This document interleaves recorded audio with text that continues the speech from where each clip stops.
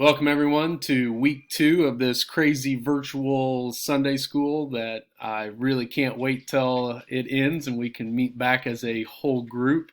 It's just as awkward and as difficult to make these videos as it was last week, and so hoping for a quick end to this.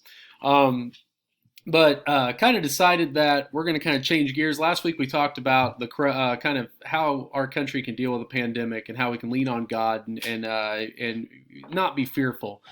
And I think I've decided, based on all the stuff on the media and in this world today, that one of the last things we need to do is focus on the coronavirus and the pandemic, or the the problems that we have in this world right now. And instead, we need to not forget about what God's done for us. And so one of the things that was really easy for me to almost forget about was that we got Easter coming up, one of the greatest holidays for every Christian. And this week is Palm Sunday, so we're going to focus on our message on that today. And so, kind of the first question I got for you is, what is the biggest crowd that you've ever been in? For me personally, I've been in a lot of big crowds because of my job and conventions that I've gone to, and some workshops and things along those lines. But probably the largest crowd, as far as meeting their full occupancy of the facility that we were at, would probably be a Royals game in September, October of 2015, back when we were good. And it was a lot of fun, and the crowd was, you couldn't fit any more people in the stadium every night. And so one of the things that's really clear is that it's easy to get swept into into that crowd. When the crowd was excited, it didn't care whether you knew the game of baseball at all. People were excited. People who hadn't gone to a Royals game in their life and were barely even fans of the Royals were excited because everyone around them was excited at that time. And at the same time, you can get easily swept into a crowd that maybe you don't want to be a part of, where people rioting or protesting and things along those lines. It's easy for people to get caught up in those kind of crowds as well. Today we're going to read about a big crowd that was definitely excited in the Bible. I'm going to read in Matthew 21, verse 1 through 11. And if you have your Bibles, I really encourage you to get them out and read them. But if you do not, then you can feel free to read off the screen here with me. And it says in verse 1, "And when they had drew nigh unto Jerusalem, and were come to Bethphage, unto the Mount of Olives, they sent Jesus 2 disciples, saying unto them, Go into the village over against you, and straightway ye shall find an ass tied, and a colt with her. Loose them, and bring them unto me. And if any man say aught unto you, ye shall say, The Lord hath need of them, and straightway he will send thee. All of this was done, that it might be fulfilled, which was spoken by the prophet, saying, Tell ye the daughter of Sion, Behold, thy king cometh upon thee, meek, and sitting upon an ass, and a colt the foal of an ass. And the disciples went and did as Jesus commanded them, and brought the ass and the colt, and put on them their clothes, and they set him thereon. And a very great multitude spread their garments in the way. Others cut down branches from trees and strawed them in the way. And the multitudes that went before and that followed cried, saying, Hosanna, the Son of David.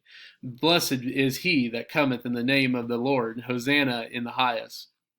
And when he was come into Jerusalem, all the city was moved, saying, Who is this?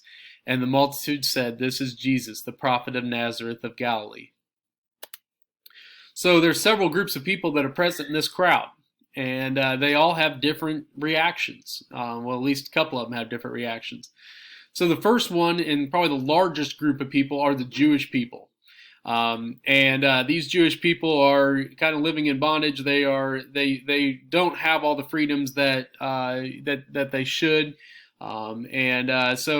but they are looking at Jesus as their Savior, They're saving them from the situation that they're living in. And we can read in back in the Old Testament in Zechariah 9:9, which is right here. Rejoice greatly, O daughter of Zion. Shout, O daughter of Jerusalem. Behold, thy king cometh unto thee. He is just and having salvation, lowly and riding upon an ass and upon a colt, the foal of an ass.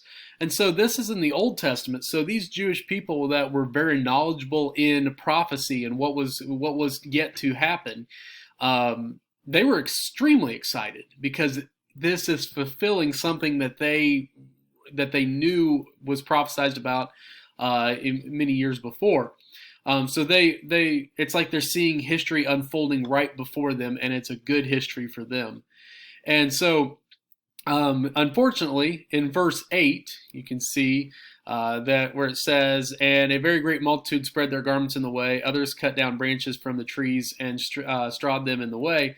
They are looking at Jesus as royalty. And he absolutely is. He's the King of Kings, Lord of Lords, and they're treating him like that. But unfortunately for them, they kind of got some of their prophecy wrong, because they're looking at him as being their king here on earth, and they're not going to get the king that they expected, sadly.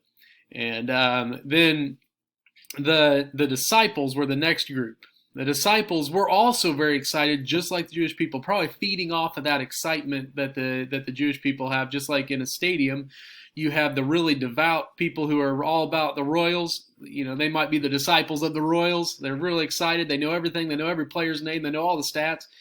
And then you have just the people who are there to be a part of a great crowd of people because they heard the Royals are good in 2015. Those are more like the Jewish people. The disciples were excited as well, and the difference between them and just the Jewish people that were present that day is that they have a genuine, real relationship with Jesus. They have witnessed his miracles. They've followed him around for some time now. Most recently they saw Jesus raise Lazarus from the dead, and they were fully bought in to worshiping Jesus. And although they may not know what's going to happen and what's coming up, Jesus is the only one that knows that. They are fully bought into him, and nothing's going to cause them to lose their love and relationship with Jesus.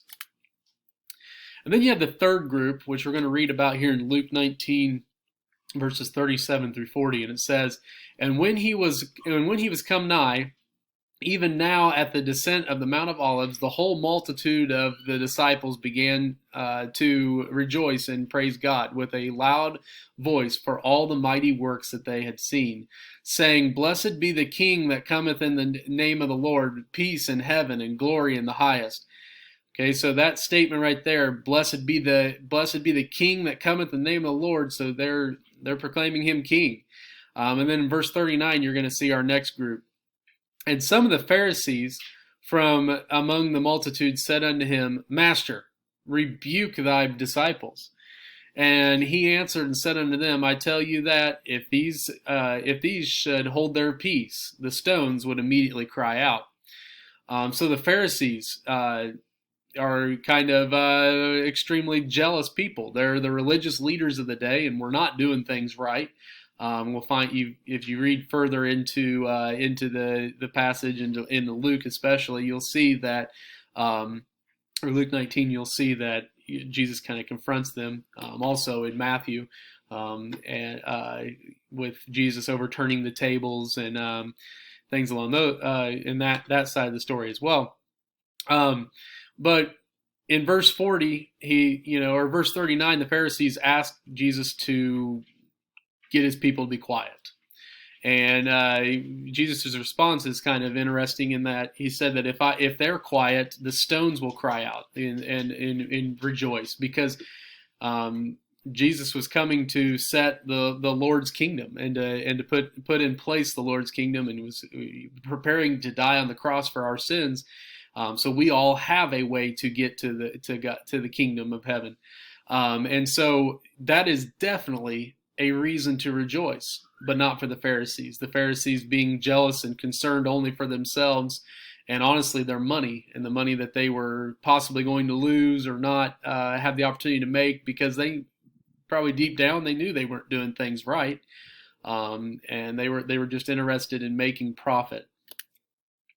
So even today, there are many different viewpoints about Jesus held by people all around the world.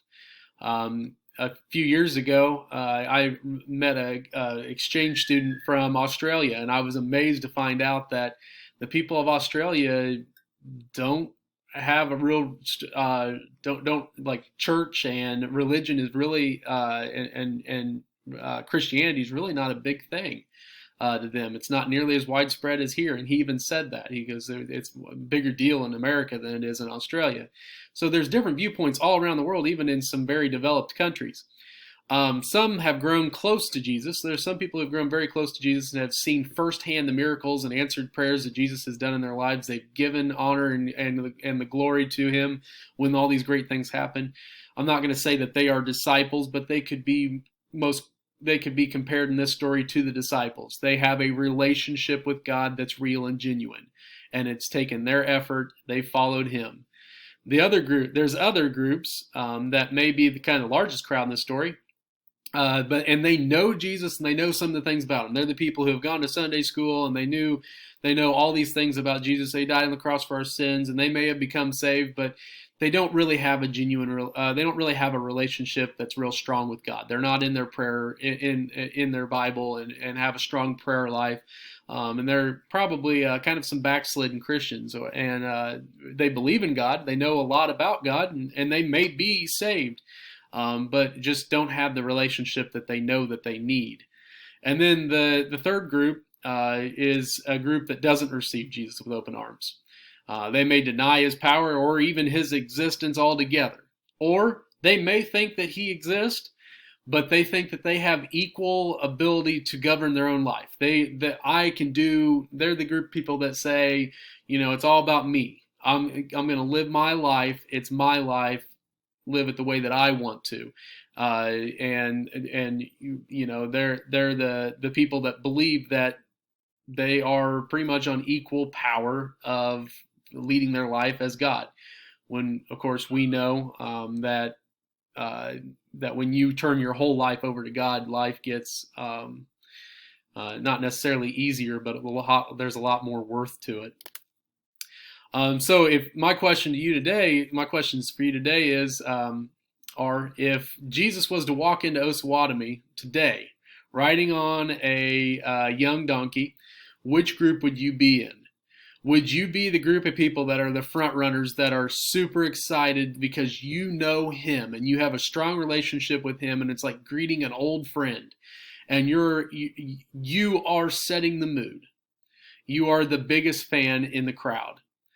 Would you be the people that are excited, but you're honestly just following the crowd of other believers? You're kind of I know of Jesus. I probably should go be excited because all of them are excited. I better go and fit in. Or would you be the people who are scared at the sight of Jesus walking into town, worried about yourself, worried about decisions you've made, and not at all celebrating his coming? My question is, which group would you be in? My hope is that you're not in that third group. And if you are, you got some things that you need to get taken care of in your personal life, and you come to know Jesus as your personal Savior. But it's almost as scary as being in that second group of people who just following the believers crowd. Once you have salvation, you should want to grow closer and have a genuine relationship with him, and be able to celebrate because you know him. Look forward to seeing you guys soon, and being able to have church back in person. You definitely have a new appreciation for the little things in life when they get taken away from you. Not that worshiping Jesus is a little thing, but being able to do it in person, I never realized just how much I value that. See you guys next week. Have a great week, and celebrate Easter the best you can, and given the circumstances.